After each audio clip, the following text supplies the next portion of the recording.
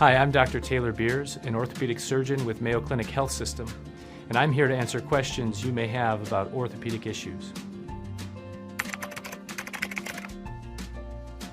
Surgery for ankle arthritis is typically indicated after a number of non-surgical treatments are no longer working and when the symptoms are bad enough, causing pain every day.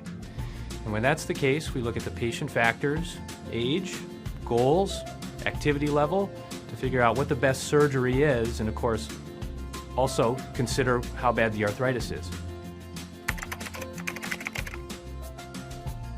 Ankle replacement is a very exciting operation.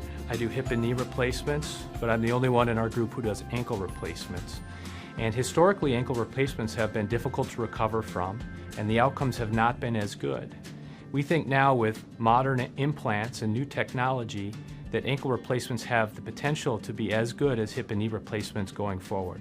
I've certainly had patients with bad ankle arthritis who have had an ankle replacement and been thrilled that they were able to lose the pain that they had and restore their function while maintaining range of motion of the ankle joint. That's the biggest difference between an ankle replacement and an ankle fusion. To learn more, please click on one of the links on the screen or in the description below.